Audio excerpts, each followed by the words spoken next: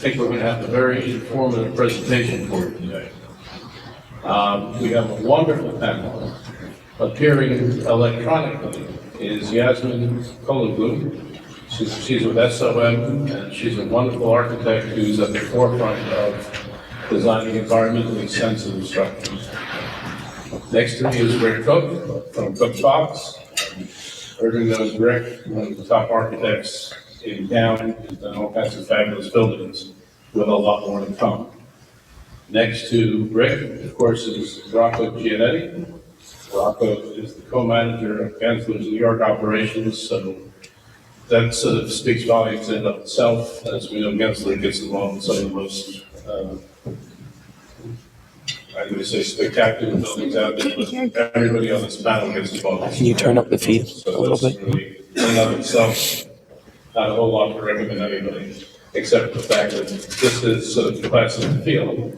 We've got Sabrina Cannon, and you all know Sabrina. She's a wonderful thought leader as well as a leader of design and construction for Brookfield Properties. And Sabrina's been in the forefront of just about everything that's progressive in this town. And then sitting to Sabrina's left is a fellow that you all may know something about, Scott Frank. Scott is one of the architects of Local Law 97 and one of the best mechanical engineers in the world. And I say that with all the humility of Scott, he wouldn't say it himself. And Scott is, one of the co-leaders of the luxury firm called JVP, who I've been promoting for 20 plus years. The audio is crazy, ridiculously loud. So with a panel of this quality, we can have, and the goal here, by the way, is to have a discussion. So we're not going to have presentations, we're not going to have video presentations, but we're actually going to have a discussion and invite you, the audience, something a little bit different, to participate, not to sort of make statements or be political, but actually to participate in an honest dialogue. Right? Because what we have happening here in New York, as most of you are aware or will become aware, is this really, it's a paradigm shifting event. New York will now be leading the nation in terms of its green and carbon footprint initiatives. And the idea is to make New York the paradigm of sensitive, environmentally responsive design. And that's becoming, it sounds, and trust me, politically, I am not a touchy-feely person. Right? However, when it comes to the environment, and it comes to the future of our planet, which is what we're talking about, not only is New York and the rest of the country, but the world is focused on how do we make the world sustainable. And with the efforts of the people up here at this table, we hope to have a discussion so you understand where New York is now, where we're headed. And it's not going to turn back. I mean, this is the beginning of a new paradigm for all of us. And to the extent we can all understand it and understand the benefits, which I think are substantial, I think we're all well ahead of where we need to be. So with that, let's open up the conversation. And really the first point is, in terms of carbon, let's call it carbon leadership, why is it important for New York City to be leading that charge, and what impact do we think that should have on the local economy? And let's just kick it out there and start talking. Scott? Maybe I could just reiterate the premise. Sure. So it means it may be provocative.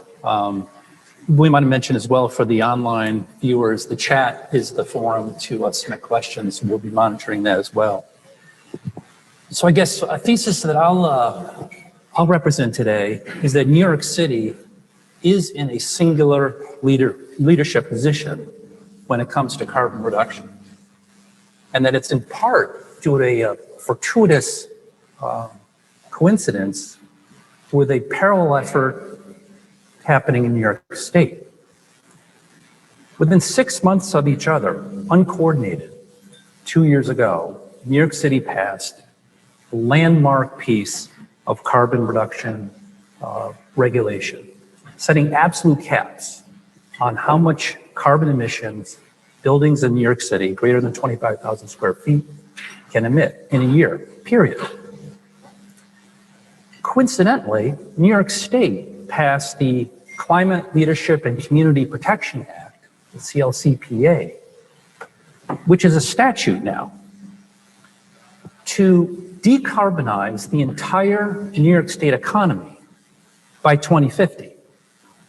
That's transportation, that's industry, that's agriculture, that's buildings, everything. And a caveat to that is that that law requires the New York State electric grid to become completely carbon-free by 2040. So my contention is that those two put together put New York City on a pedestal, ahead of California, ahead of any other city in the US. And part of the thesis for this conversation was to talk about why aren't we capitalizing on that opportunity? And now I forgot the question, Michael. Well, you know, instead of repeating the question, which I will do, so this presentation, and this can be one of a series, grew out of, actually, I don't know if Scott's fully aware of this, but Scott and I had a disagreement 3 or 4 months ago. And I had written an article that got published in Real Estate Weekly, the thesis of which was, are we really killing New York now? It's bad enough with all of the regulation, with all of the taxes, industries are leaving. And now, if you're in the real estate sector, they're going to really hammer you because we're putting in regulations that you know, it's not you have to make a good faith effort. You have to, if you can check these boxes, you're okay. This is radical in that it is results driven. They don't care how you get there. You better reduce your carbon if they're walking by every year. That fund will grow and grow and grow. And I said, Scott, this is crazy. It's killing New York. And Scott educated me. And he said, Michael, you need to look at it differently. It's not that they're killing New York. They're leading New York to a position where we will have a huge competitive advantage over other cities and other real estate markets. Because the world, I have to get my head around it, but the world has shifted, the paradigm has shifted, and everyone is focused on we need to deal with the environment. Everyone's focused on it. And then you're going to hear a term that frankly I was unfamiliar with, the construction and the design. And the term, but Sabrina knew very well, Rocco knew very well, and the term is ESG. How many people in the audience know what ESG is? Okay, about half, something like that. So for the half who don't know, it stands for environmental social governance. And every big corporation, every big investment group, that's the buzzword, and it will continue to be. It's the new buzzword, but it will be the buzzword, right? And you need to demonstrate that you're environmentally sensitive. In fact, you go on Yahoo Finance right now. Go on it right now, put in your favorite ticker, the far right tab, right at the top, says sustainability. Click on that, and there's an ESG score for that company. So this is not just some, obscure reporting statistic that's buried, in the back of a 1,000-page. People are actually making investments based upon it. It's great anecdotally. We were talking earlier. You had mentioned how your tenants and your investors are saying, okay, Brookfield, the biggest, baddest developer in the world. By baddest, I mean good. Right? Thank you, Michael. Good. But, this wonderful development entity is being pressured. Right? Tremendous pressure, sure. Can you hear me? Yeah. So tremendous pressure, just talking to some of our fundraisers, where are you seeing the pressure? Every single investor. One of the first questions they ask is, where are you on ESG? Talk to us about what you're doing environmentally, sustainability-wise, sure, equity, but first and foremost is always sustainability, and not just our headquarters, it's across the board. And how are we getting involved in renewables? How are we enabling our tenants? In addition, our tenants are on the front line, and their employee base are pressuring them to say, tell us how we fit into the world, and how they fit in our world is a big part of that answer. So we're dealing with this on an everyday basis, every lease by lease basis. Every investor that comes and invests in our funds, and it's billions and billions of dollars. So we're talking about a lot of people, we're talking about institutions, but we're also talking about individuals. Pressures. Yeah. I mean, just to take a moment to go off on the tangent about why New York now, right? New York has always been the nexus of the leadership of many industries and many innovations. And so the leaders here are stepping up to look at this not only as an opportunity, but also as a collective responsibility, right? Everyone understands the importance of taking action against what's happening to our client. And it is bubbling up through our clients, right? At least for 10 years, for the past decade, especially with more and more technology clients coming to New York City. The people that work for those technology companies are looking for values alignment with their personal beliefs and their employers, right? And a lot of those beliefs were in the social equity and social justice realm, and more they're shifting towards being responsible to the climate. And so our clients are coming to the table with that in mind, and many of the programs that we were working on for at least 20 years and more, Rick, that's the baseline. Right? I mean, LEED and WELL and all of the other ways that we can approach sustainability are the baseline, and now they want to go even further. And there's a focus on health and wellness in the environment and how it impacts the surrounding communities. So we hear it every day. I was sharing with Michael earlier that I recently was hired by 2 clients because of that shared value system. So it's really very much in the front of everyone's mind.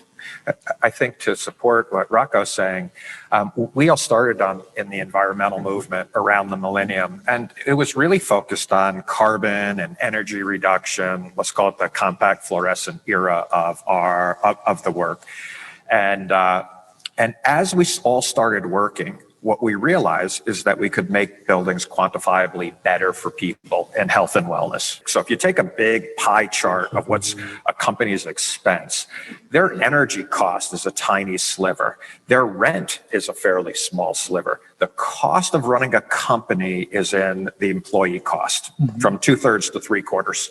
So if you can improve that, you're making radical changes on the profile of the company. So what we discovered was our alignment was much more around recruitment and retention of talent, around health and wellness, but also around environmental and social equity issues. What we found in our life experience is that when you talk about environmental responsibility, what comes bound completely with it, 100% of the time, is social equity issues. Indigenous peoples and the tentacles go out into the entire world of social justice. So environmental justice and social justice are bound together. People seek meaning and purpose in their life. And one of the ways in which they do that is work for companies that have similar values, as Rocco just spoke about. Recruitment and retention of talent. ESG investing is very much driven by that, I think, and we can quantifiably do that with the types of buildings, and governance makes a difference. Government incentives, Battery Park City Green Guidelines sparked our movement here. This is a moonshot. If you haven't read Local Law 97 and seen what it means, it's a moonshot. But governmental intervention sets the standard, and then we get into something called marketplace transformation. But I agree completely with Rocco. People come to us to design their workplace because they're thinking about the quality of people they want to recruit and retain. And we can do something about that. Carbon reduction is one of the ways, as well as health and wellness. So it's funny. Can you hear me? Yes. Oh, fantastic. Great. And also I want to add something to this, that I think we cannot ignore what's happening with the next generations. I'm not sure if this is an option anymore for any of us, ESG or not, because it's very clear that not only Gen Y, this is a high priority for them, but also Gen Z is saying that, in fact, they're saying that 92% of Gen Z would switch to a company that is more ESG focused. This is huge. This means that the market is changing. It's a big wave that's coming. And I think I would even go one step further saying that local law 97 is fantastic, but it's not enough to tick their boxes and to convince them that New York City is the city to be. So we need to go further, I would say, in many other policies, give them incentives, but also address embodied carbon, whole life carbon also. So I find it fascinating that everybody, specifically the architects, but everybody is focused on something I'm going to call, Sabrina, you'll love this, the Zuccotti factor.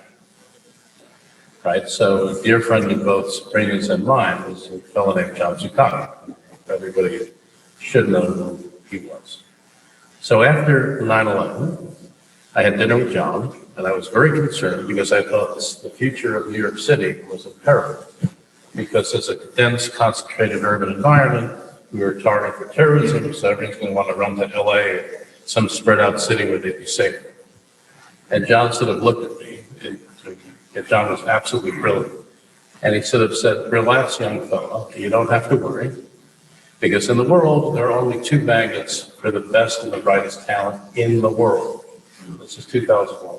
One was New York City, the other was London. And he explained to me, because I was clueless, what makes New York tick is the whole city is set up to attract that demographic between, say, 25 and 40, or 45, whatever the number is, of people who have the best education, the best background, they're hungry, they're vibrant, they're ambitious. And when you have that talent pool, then you attract all of the companies who feed off of that talent pool. And that's what's kept New York for 150, 200 years, whatever it is. But specifically since World War II. Right? And he said, that's not changing unless a whole lot else happens. And he was absolutely correct. And what's fascinating to me about, in terms of conversations about this conversation, is everybody, including the youngest member of the panel, who's here electronically, is very sensitive to what's going to draw that demographic, continue to draw it to New York. And make no mistake about it, what we're hearing loud and clear is you better be environmentally sensitive. So I don't know that it was really well thought out, well planned, other than a desire to let's save the planet. But New York finds itself, Scott, we can thank you and people who helped to construct Law 97. We find ourselves at a fantastic inflection point that's so fundamentally positive for New York City, right? So now we will be the leaders in terms of an environmentally sensitive city, right? But we get into sort of questions, well, okay, it's nice to say aspirationally, Michael, well, how the heck is that ever going to happen? I mean, where's the power come? Where's the clean power? I turn it over to the panel, guys, or anybody in the audience. Where's the clean power? Yes. New York has got a lot of water. It costs about half a cent per gallon. Water is the energy that the city can readily, easily, economically, and environmentally leverage. Okay. I have the technology. Okay. Well, there are a lot of emerging technologies, and that's certainly going to be part of the solution. Michael, I'm going to ask you not to credit me with the authoring of Local Law 97 because the amount of hate mail, I can't handle, our spam filter cannot handle that much hate mail. All right. So I tend to, So- you have to, but I tend to like to give credit to people who I think highly, who I think have made a contribution. Well, I would also add, Scott, that you are in the midst of perfecting the law and Thank you, improving Sabrina. it. I know where my friends are at this end of the line, for sure. There we go. But I was going to say, Michael, in 2 years, my perception, Local Law 97 has been perceived as this albatross hanging over around the neck of real estate, which prompted your well-founded, sentiments a few months ago that you just talked about. It's an unfunded mandate. It's unprecedented. The fines can be substantial. I mean, what about, how is this pro-business, especially at a time like this now? But the setup, I can't resist. The thesis seems clear here. Right now, we've got commercial owners that need tenants, correct? Fair to say? Every day. There's a little bit of vacancy out there. Okay. And you want quality tenants, right? Creditworthy, AAA, and everything that means. They need talent. And we all know about that right now. Talent is in short supply. The talent has priorities as well, as you heard Yasmin just explain. And climate change and environmental issues are high on the list. And the polling among all demographic groups in this country, the polling keeps getting stronger and stronger and stronger. So again, to the punchline of the thesis is, what can we do and why aren't we now, at a time like this, as the New York City economic development voice, where real estate is a big part of this economy, why aren't we shouting from every rooftop? Bring your business to New York City. Talent, come back to New York City and work. It's a virtuous cycle. It helps the economy. It takes care of companies that need to do better in terms of ESG reporting, and it brings meaning to the next generation of workers. So why isn't that happening? I'm not sure people are convinced it's happening yet. So I do think Local Law 97, first of all, is an enabler. So real estate companies must comply. You don't have a choice anymore, whether you want it to be sustainable or not. And some of us have been for years. Some of us have been reluctant. But the law gives you cover and forces your hand a bit. I think people need to see that, in fact, it's happening. And I think that happens at a grassroots level. I think that happens at the tenant broker level to begin with, to be convinced. Come in and actually look at the metrics of each and every building and what your systems are and how electrified are you and really where are you on the spectrum, right, in terms of your energy use. And what does that mean for me as a tenant? How do I plug into it? And we're still getting questions about how sustainable are you, landlord? And we tell them, and this is how you, tenant, can also be sustainable. And it's a little bit of a surprise. And as most people in this room probably know, the expenditure of energy in a building is somewhere around 70% owing to tenants and their usage. And so that's a really important thing. And there's been a lot of discussion about, look, we need to pass on fines to tenants, and there's been criticism of that. I would turn that around a little bit too, to say we need better feedback for our tenants. They want to do the right thing. That I don't think they understand. If I'm a 200,000 square foot law firm, where do I sit? How much energy should I be using? And how do I compare to my peers? So we need just a ton of data, and we need it fast. Yeah. Well, and we also need education, right? So Scott, you posed the question, how come it's not happening? This is how it starts to happen. We start to have different conversations. This is not what you're expecting to hear, that this is a gift to the real estate and construction and design industries. It's a gift if you're a designer, for sure, because now you have a whole new area that you need to really explore and mine and get into. And Yasmin, if you recall, in some of our, I've had a few preliminary conversations, and I saw this fabulous thing, and Yasmin, I think you're going to be upset because I keep bringing it up, but Yasmin did this wonderful study on Sequoia office buildings. Now, I don't know if the technology, how far developed it is, but the concept, which is spectacular, is you basically take tall buildings and you put enough green on these tall buildings that they in effect become large trees.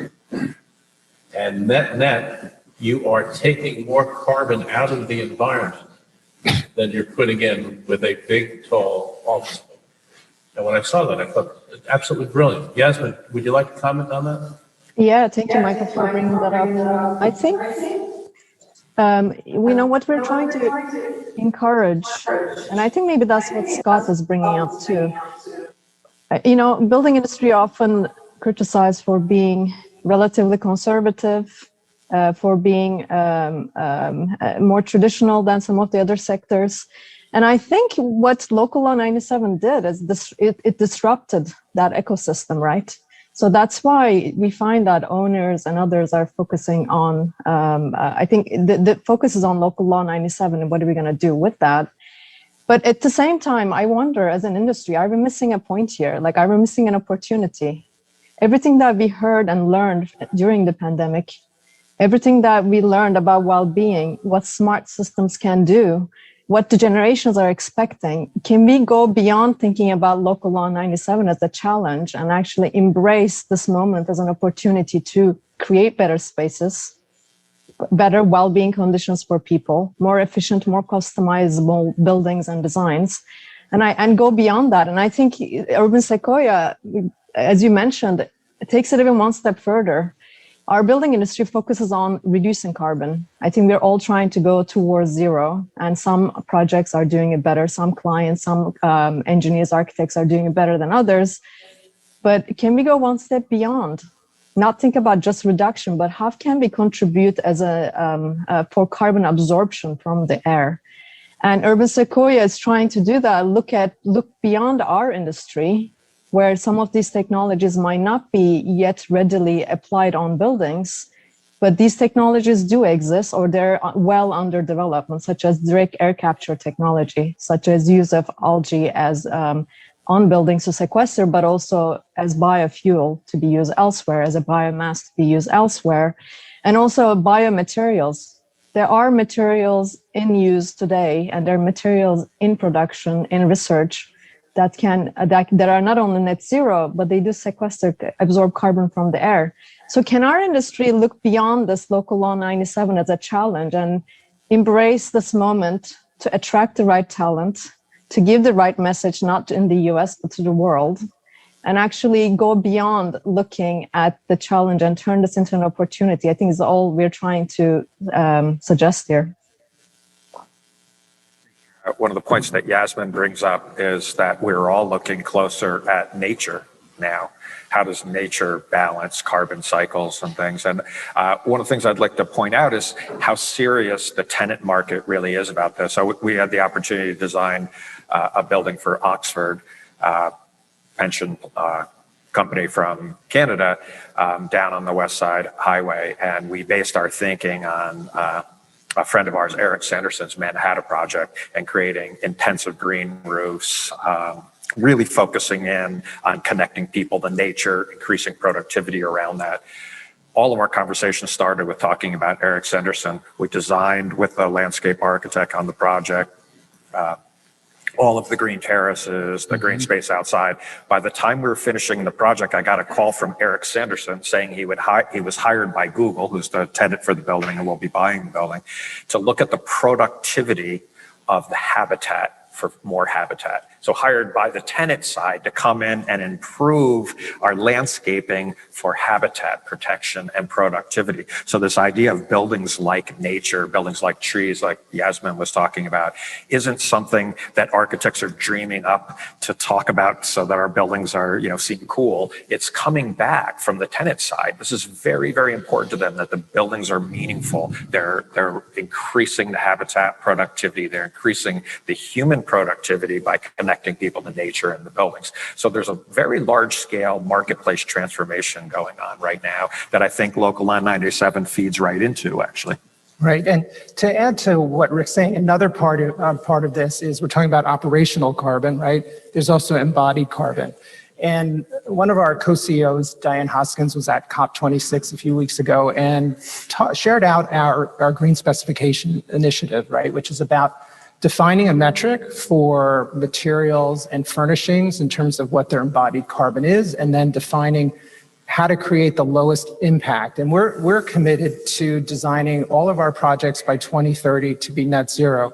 So there's another part of this, which is embodied carbon, that we're all beginning to get our minds around, and we're looking for all of our vendors and collaborators to also share with us in leading the effort in this direction to a better outcome. All right, Rocco, could you define for the listening audience, what is embedded carbon? Embodied carbon, right. So embodied carbon is the energy that is expended to get the resources to then manufacture products to then deliver those products and then to install and ultimately dispose of, right? So there's quite a cycle of activity that expends a lot of energy. Presently, we're able to understand fairly well from cradle to gate, meaning the gathering of the resources to the manufacturing of the product, right? We could more or less measure that embodied carbon. And then there's a lot of variables in the transport, installation, and disposal of. So we all need to work on understanding that better and defining what that is. So when you construct a building or fit out an interior, that initial construction is what we call the carbon burst, right? That's where the most amount of embodied carbon is expended. So it speaks to a little bit of reusing assets, right? And making the repositioning buildings if they're existing and not necessarily this cycle of renovation every 10 years that aligns with a lease. So Oh, sorry, I was just going to jump in and corroborate that. We've been looking at the last 3 repositionings we've done in recent history or under construction now in New York City, 1100 Avenue of the Americas, which Rocco is very familiar with, 5 Manhattan West, as well as the previous 666 Fifth Avenue. Between those 3 buildings, all in the last 4 or 5 years, we saved over 50,000 metric tons of embodied carbon by reusing the structure. And further to that point, we're continuing to save over 12,000 metric tons per year in operational carbon. So there are so many opportunities when you look at a building to not necessarily tear it down, but to take a look at what are the fundamentals of that property. Is it location, which is the case in 2 of those properties? Is it the beauty of the structure and what that enables, which is the case in 5 Manhattan West, and then build on that. And in each of those projects, we took a very serious study comparing tearing down and rebuilding versus repositioning in place, and overwhelming choice across many metrics was to rebuild in place. Back to market in 3 years as opposed to 6 or 7. There's a lot to be said for that, and I think it has to become a more serious option in the conversation going forward. No question. And just to amplify this point, at the end of the day, over the life of a building, however long you think a building's going to last, 30, 50, 70 years, when you add up all the carbon, the operational carbon, like we're talking about in Local Law 97, the energy that gets used every year, add that up over 30 years, compared to the embodied carbon that it takes to build a building like that in a modern era. I mean, it's like half. So there's a real inconvenient truth here to the extent that we're trying to be serious about carbon, but we're only looking at half of the picture, literally. And here's another kind of interesting, trend. As we do better and better with operational carbon, make buildings more efficient, clean up the grid, make the grid green, less and less carbon associated with operating a building like this every year, then this balance shifts even more dramatically. Yes. To the point where, Rick, in a city with 1.0 million buildings, I wonder if you look down the road 20 years and you say, how much new construction will there ever be? Mm-hmm. Because the carbon calculus is going to get so tilted that no one will be able, at a societal level, at a corporate level, at an investor level, unless we can do tremendous things on manufacturing and supply chain and how we build buildings, and of course we'll make progress. Yes. But I don't know if we're ever going to really, outweigh the fact that you've got a landmark building on Park Avenue, and wow, to transform that into Class A real estate, the carbon footprint of that process is going to be so much different, Rick, than what we've done recently, One Bryant Park or a couple other things. Right. And in fact, back to this marketplace issue and what people want, Two of our largest projects right now are not skyscrapers, but ground scrapers, repurposing existing buildings, rail terminals. The terminal warehouse, 1.3 million square foot of repurposed building. Again, the project I mentioned, the new Google headquarters, also built literally on the foundation of the St. John's terminal, which was the beginning and end of the High Line. So this idea of reusing the past adds both authenticity, which is a subjective thing that people seek in their lives, but also this issue of embodied carbon. And make no mistake, what you talked about, London and New York. London is ahead of New York on addressing embodied carbon. The dirty secret that Scott talked about, that half this issue, we always talk about operational carbon here. It's really been our focus. Half the issue is embodied carbon. It takes 15, 17 years to recover the embodied carbon, at least to balance those two out. So London talks first and primarily about embodied carbon right now when they're talking about designing new buildings. So this idea that we have, New York has another sales point. We have a remarkably robust existing building stock that lends itself to repositioning to the workplace of the future. We're blessed with an incredible resource. So I think we're going to see more and more of this as carbon becomes more of a focus. And I would say that also local law 97's next step must be this. The current law is only focusing on operational carbon, yet it must start recognizing embodied. For example, to reduce operational carbon, if you're adding layers and layers of materials on the building, layers and layers, thicker and thicker and thicker insulation on the building, does the upfront embodied carbon of that pay off the operational carbon it will emit through its life? And in some cases, it doesn't. So it's not as simple, it's a complex equation, but I think the next step of it must be this. And as Scott, I do agree with you that I think every project needs to consider the existing situation, existing buildings, and we must repurpose them, use them for sure.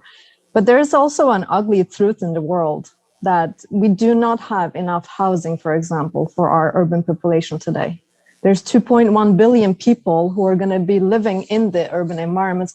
And plus with climate change, already accepted by governments in the new IPCC report. It's the first time the governments, I think, recognize that climate has already changed.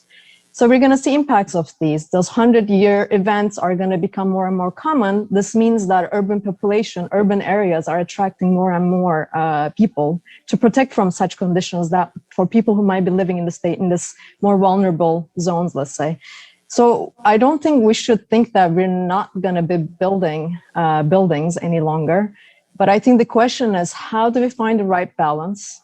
How do we invest on things like low carbon materials, low carbon construction processes, and address the grid so our embodied carbon must go down and be balanced with operational as well? All right, sorry, the question? So, in certain ways you are preaching to the choir. My name is Jim with RSP Systems. We work at JV in the field. You guys are the visionaries, the leaders, and whatnot. But as you know, as leaders and pioneers, you get arrows to the chest, right? But you also get in the back, because there are other people who are not visionary, who are not saying where we're going to go. They're like, here I am today. I'm not a Class A office space. I'm this or this or this. And this is just a cost. So how do you communicate to those people who are going to value engineer out all this good stuff at some point? Is it hydrogen contribution to the pipeline? Is it battery storage? Is it this or this or this? There's all these technologies out there that are kind of waiting around.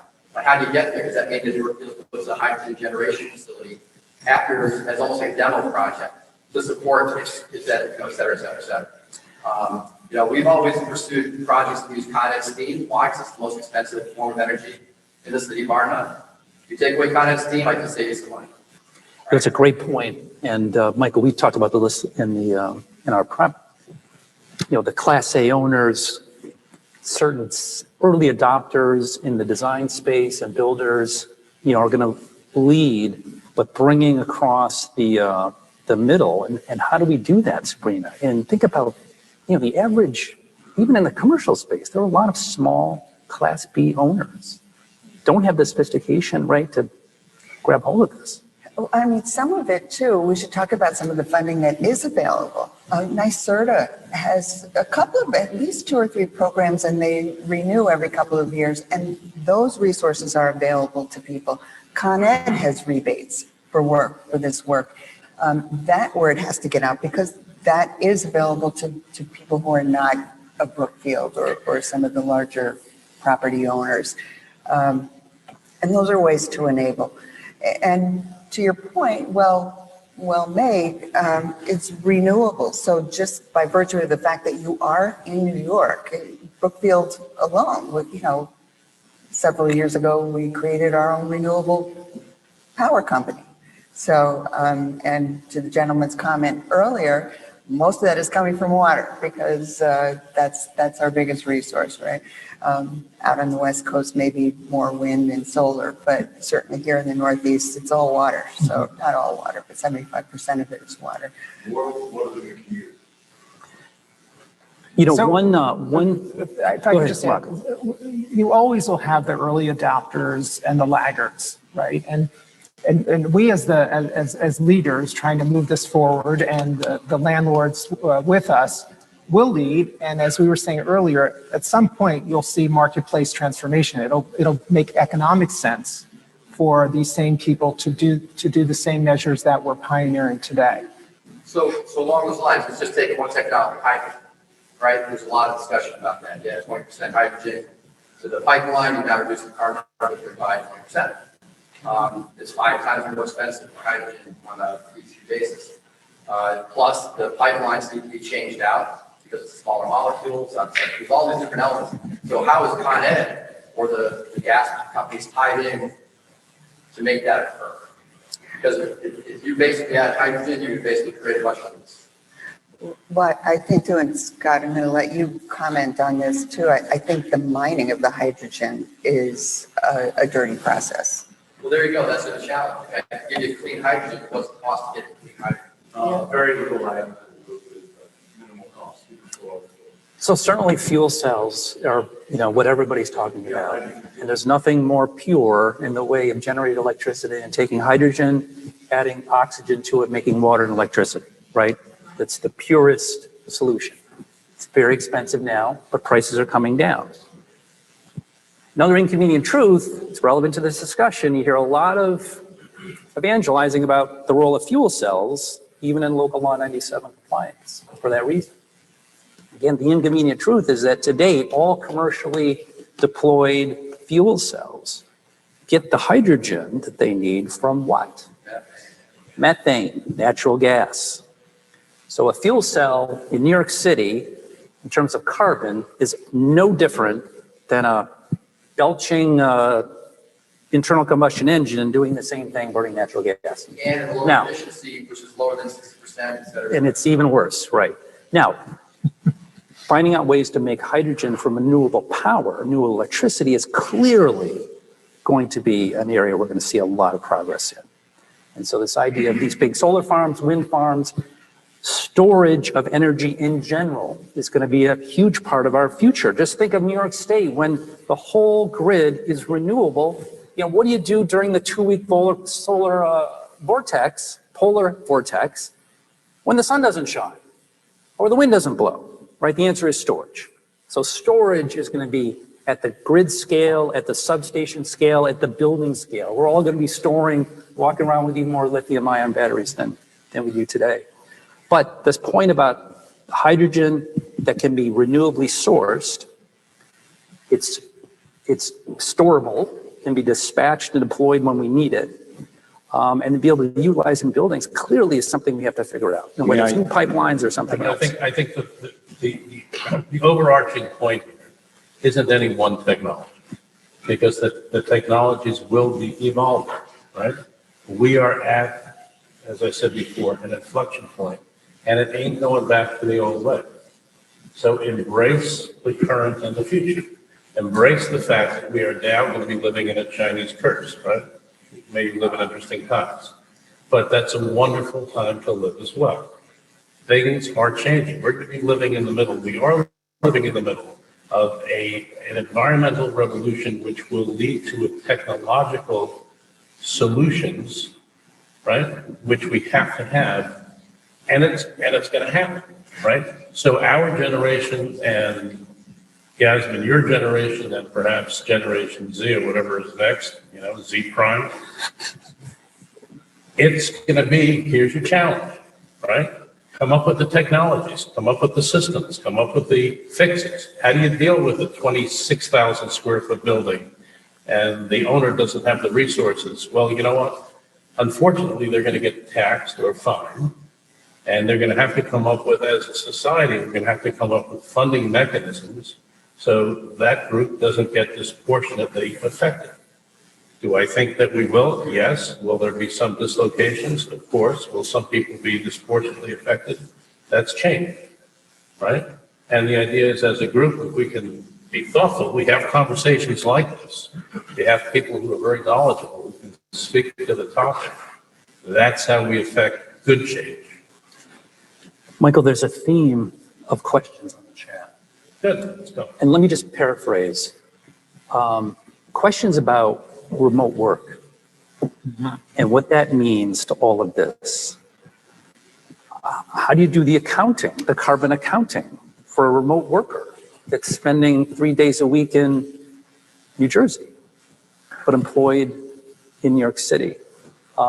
Is that a path forward to reduce embodied and operational carbon? Close your ears, Sabrina. I know we can't, none of us can hear this. It's all our industry, but you know, is that a factor? A lot of interest on this topic. What do we think? I mean, if I could share out a little bit about this, one of the things that we do is research, and our signature research has always been about workplace performance.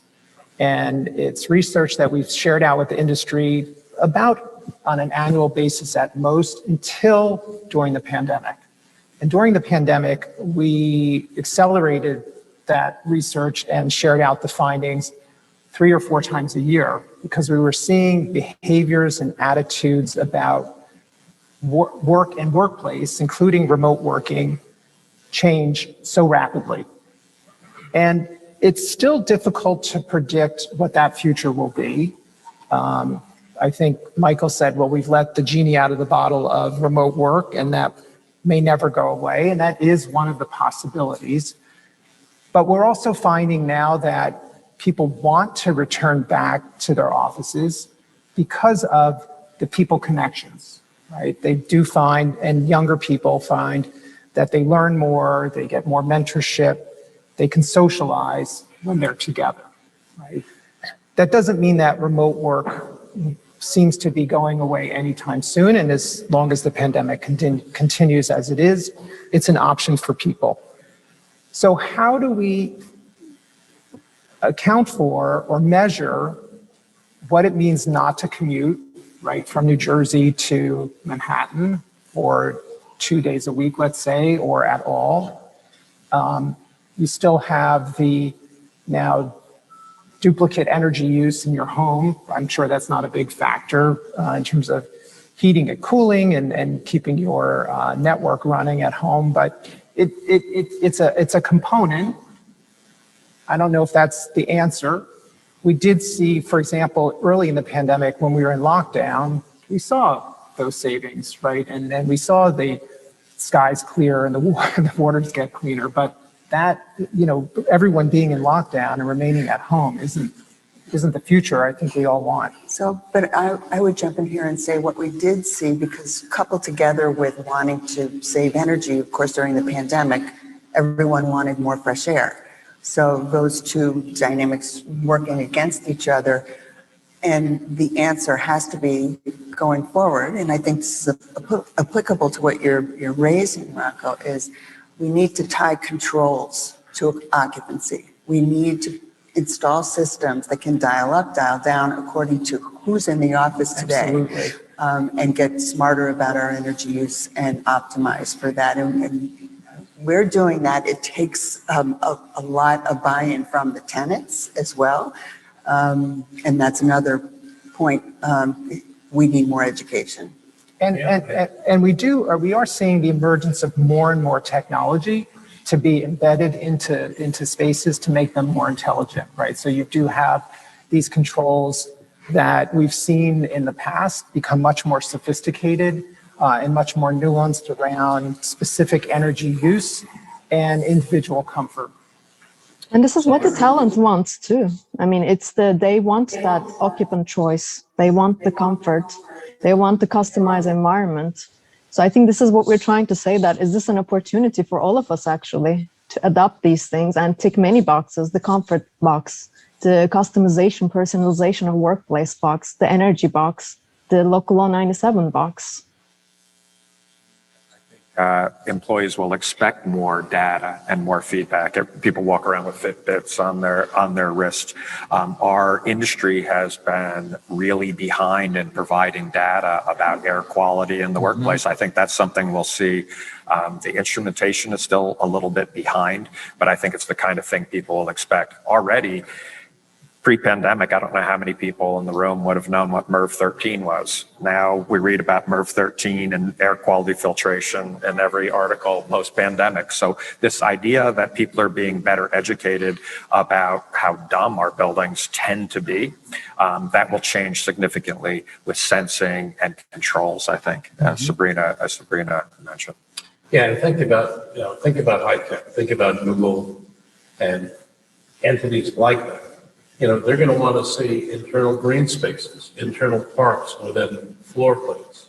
They're going to want to see balconies so people can go out and get some fresh air. So this is going to be a wonderful revolution and opportunity. And I know, actually, Rick, you were way ahead of the game in terms of stuff you're doing 20 years ago, right?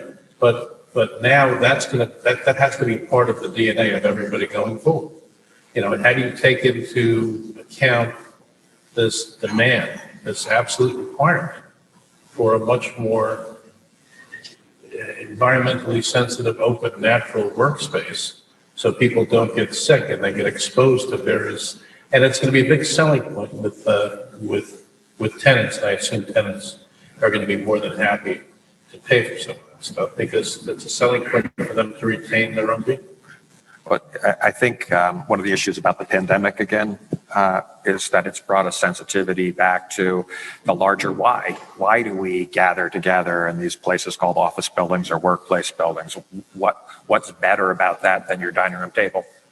And so we will see more of an impact on collaborative spaces, meeting spaces, theaters, anything that involves connection and connectedness. You talked about mentorship earlier. So I think there will be more pressure on shared spaces and less the productive cubicles that we were seeing before. Right? Yeah, so there will be a future defining of what is the purpose of workspace, and some of it will be these things that we've talked about in terms of collaborating and learning, and then also that goes back to the idea of values alignment, right? So this purpose of not only the functional aspects of being in the office, but also the value alignment purpose as well. This connects to another interesting comment on the chat, which is the whole unit of the metric of measure that we've all been talking about, and that's embodied in Local Law 97, which is carbon per unit of area, per square foot. It doesn't matter if the building's densely populated, sparsely populated. Certainly didn't anticipate people not being in the office 3 days a week. And the question on the chat, I think, is spot on. Is this even the right metric? Right. I mean, why isn't it carbon per unit of economic output or unit of social, of ESG output? And do we need to kind of take a step back, maybe prompted by COVID and this dramatic change to the whole workplace, and think about the whole business proposition as well? I mean, it's really kind of compelling when you think about it, because clearly this is a blunt instrument. Per square foot, right, is a blunt instrument. And as the issue becomes more and more significant, there's going to have to be some refinement, I would think. Yeah, it's fascinating, this issue of what's the unit of measurement. Square foot has been so embedded in because there was a standard about how many square feet we need for every one of us when we go to work. And that's fundamentally changed. One of the things that this came up earlier in the green building movement is we could have the absolute best buildings, LEED platinum buildings that have trading floors. and perform extremely poorly on an energy use intensity because trading floors are very, very intensive energy users, but people are crammed in really tight doing, let's call it highly productive work. So that threw the metrics entirely out of whack. So it came up early then like a unit of measurement of productive activity somehow as opposed to per square foot. So that's a fascinating one. Change the metric.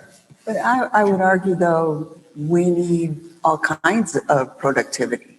So we can't pick and choose. We can't have only trading floors. We can't have only medical offices. We need a little bit of everything for our economic system to work. And so we need to navigate this a little more nuanced, in a little more nuanced way. Right. And to add to that, there's the whole aspect of what are the qualitative measurements, right? So earlier when we were speaking about attracting talent to New York, one of the important factors is the quality of life, right? And so what makes that quality of life attractive to young people coming here? And one thing that we haven't factored into embodied carbon, for example, is when we look at different means and methods of construction that potentially create less traffic congestion because they're easier to do or they don't require the transport of the same quantities of materials. They don't make noise or vibration. I mean, those are all quality of life aspects that we're not even considering that well, never mind measuring. Although there are some pretty good programs out there now. Microsoft has one, and some design firms have bespoke programs too, so that we're able as owners to optimize our choices for the outcome that we want and the carbon we're expending. We're actually using that on a building that we're designing, not in New York, but in Washington, D.C. And I think that's a future direction that needs to actually pick up some steam here. Right, Scott, do we have anything else from? I will tell you that the dialogue on the chat is rich. I hope we can capture it and share it, really, for everybody here. Don't start logging in now. Please stay focused on us here. But it's really compelling. A lot of great questions being asked. Kind of things, another kind of tidbit here. Let me keep scanning, Michael. Well, Scott's looking for that. So the conversation started, obviously, and it's about local law 97. But you can see how, it's the law of unintended consequences.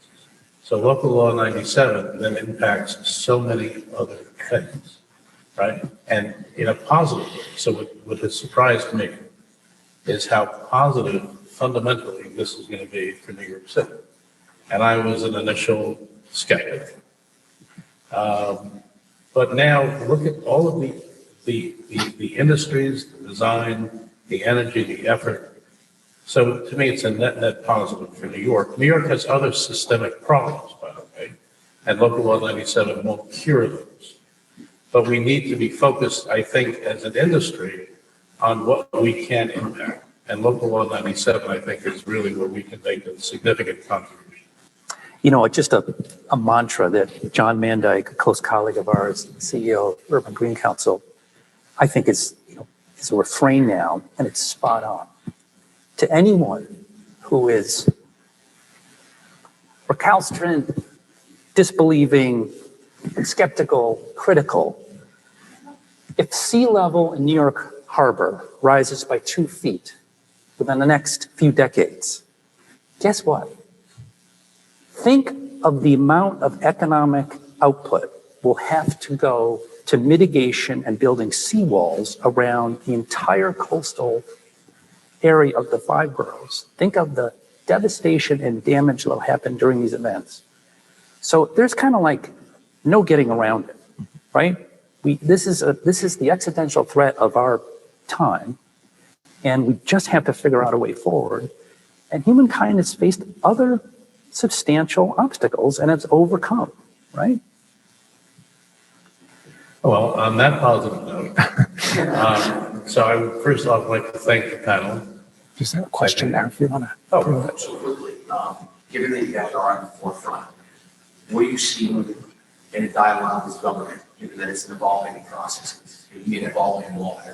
Are they coming to the table? Are they willing to adjust? Are they willing to have discussions about all these different technologies and processes? And, you said how we work through this together. So we live in interesting times politically, as you know. Government is quite polarized in New York City. So it is a complicated dynamic, and my perspective comes from sitting on the advisory board for the rulemaking of Local Law 97. So I don't have, kind of all perspectives, but this is one. Government for sure is focused on this, I think in the right ways, is open to new approaches and new ideas. I think we need to give credit to city government in that regard. But the politics is tough. And I asked the question about, why isn't REVNY, the big association of real estate owners, out there championing, come to New York City, tenants, don't relocate to Texas, come to New York City. We're the future. This is the greenest city and blah, blah, blah. And what struck me, Sabrina, is if there's no way REVNY can do that. Because as soon as the owners put their neck out to say, hey, let's make a difficult situation, turn it into an asset or an opportunity, the progressive left is going to come after you. And I'm being blunt here, but that's the dynamic we live in. There's a significant tension. And right now, the owners are kind of dug in saying, we can't handle anymore. You want to crash the economy, go ahead. The progressives saying, sea level's rising in New York Harbor, we have to act faster. There's a significant tension. So I think it's interesting to think about, I think this might be a place for government, and government may be the only actor, really, that could start to sponsor and engender this messaging to the US marketplace in general to say New York is the place for all these reasons. Because I think the other stakeholders are too, and you have a, yeah. Yeah, no, I think you're right. The dynamic is really point, counterpoint, almost on every issue. Every issue. On every issue, it's very difficult. So I think having said that, my first statement of keeping it at grassroots level is probably the most effective because people do listen to their constituents. And again, constituency wants sustainability. So I do think it's here to stay. And I do think people are gradually getting on board. And I do think even organizationally, people are beginning to feel empowered and a little more confident in getting behind the local Law 97 mission. I would like to add something actually, Scott. Yes, the city buildings are excluded from Local Law 97. However, city organizations have their own goal. So they might not be following Local Law 97, but groups like NYCHA, for example, they do have goals that are pretty much aligned with Local Law 97 and sometimes exceed them. And for example, GSA at the federal level have much more progressive goals as well.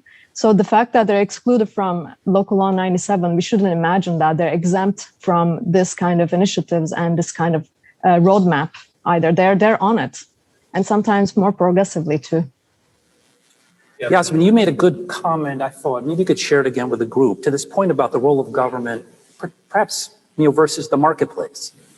Yasmin, just, the point about the, Local MSA cracking the door open, but then, and let you finish. I thought that was a great point. Maybe you could share with everybody. Well, which point, Scott? Well, you just said that, that what Local Law 97, one way to think about the paradigm we're in is that Local Law 97 has cracked the door. Okay, yes. The door's been cracked open. Mm-hmm. And a certain amount of stuff will go through that crack. But to really open the door the whole way and allow the world to step through is really going to be the job of the market. Yeah, and I think we call the push and pull, right? To make significant improvements, there needs to be the push and the pull. So Local Law 97 is the push. And we are, as people on this panel, and many of you in the audience, we are the push, right? We're pushing in our own capacity, in our disciplines. And the pull needs to come soon. So the pull is the market demand. The pull is the incentives. So how do we incentivize the market and let them come along with us to really make the big impact that we're looking for? One last point, Michael, I'll shut up. One last point. One thing that has been really anticipated is the activation of the private sector. Where's the job creation? Where's the business activity? The city has spent a fair amount of money and a fair amount of effort to try to incubate and catalyze that activity. And it's been a long time coming because decarbonizing buildings, insulating, replacing windows, it's tough work. It is. It's not simple. It's hard to scale. I would encourage people to look at this brand Block Power. No relation, no, we're not investors, they're not clients, but Block Power is a business in the space that has gotten significant venture capital support recently. And they're all about this. They're all about how do you go in and decarbonize the archetype building in New York City, which is a 5-story brownstone. That's really the archetype at scale. And I think that's where we need to look very, very carefully at and try to encourage, because I think the market is going to be, in the end, the major force. Right, so I think, but the issue is more complex, by the way, than carbon emissions and energy efficiency. So if you're talking about New York as a region, you have to tie, and this will probably be perhaps a subject for the next or after that, the next. This is one of the series of these discussions we're going to have. But environmental changes and economic impacts with the goal of lowering taxes as a provocative point. Because we can have the most efficient buildings in the universe if we're being taxed effectively at 50% and Texas is being taxed effectively at 35%. Guess what? I don't care how efficient our buildings are, businesses are moving to Texas, right? So yes, environmental, I think, is critical and it's very important and we can't lose focus on that.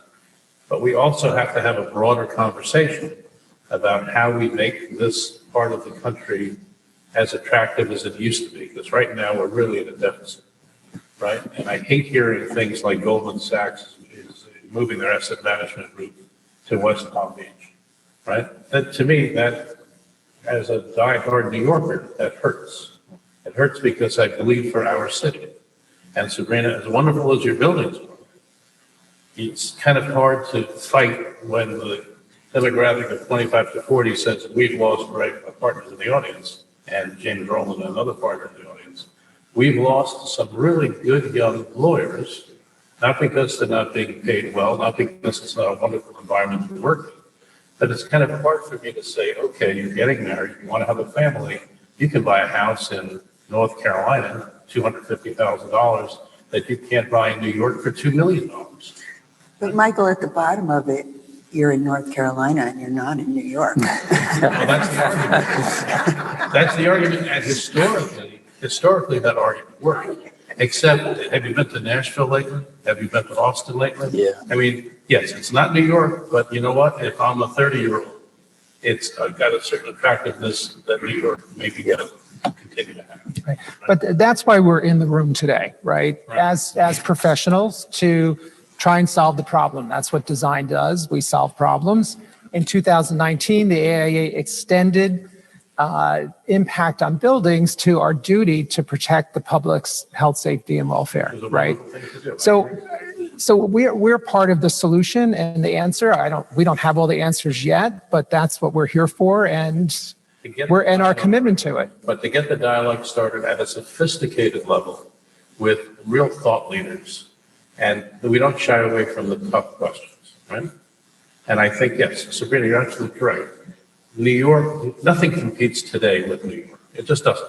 From all of the vast array of things that New York can offer people.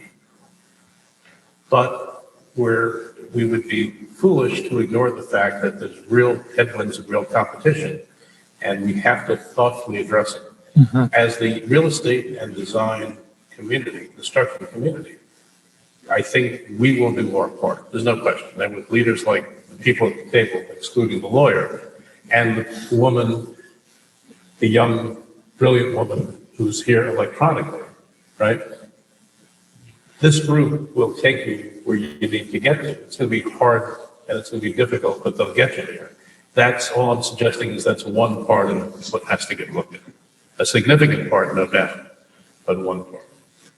And I would add to that, actually, I think you're bringing up a very good point, Michael. At the same time, I do think that isn't this the opportunity? It is exactly the opportunity, right? So how do we think the future of our city, right? How do we reposition the future of our city? And that has to start today. You know, can it be the most sustainable city in the world, not just in the US? Can it be the healthiest in the world? Can it be the first carbon neutral in the world? And it has already a lot of merits, like that city that never sleeps. I don't think any of those other cities we're talking about are going to compete with that.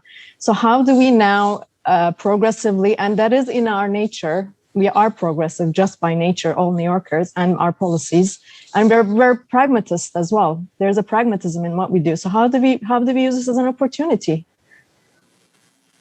Good question. And that hopefully will address it on next schedule. Right, so I want to thank, again, where I was 10 minutes ago, my popular demand. So I want to thank the panel, fantastic, both those that are here physically and electronically. I'd like to thank the audience for coming. It's critical that you get educated and we have these conversations, right? This is a conversation starter, but it's the beginning of, as Mao Zedong said, right? The greatest journey begins with but a single step. And this is one of those single steps. So thank you very much.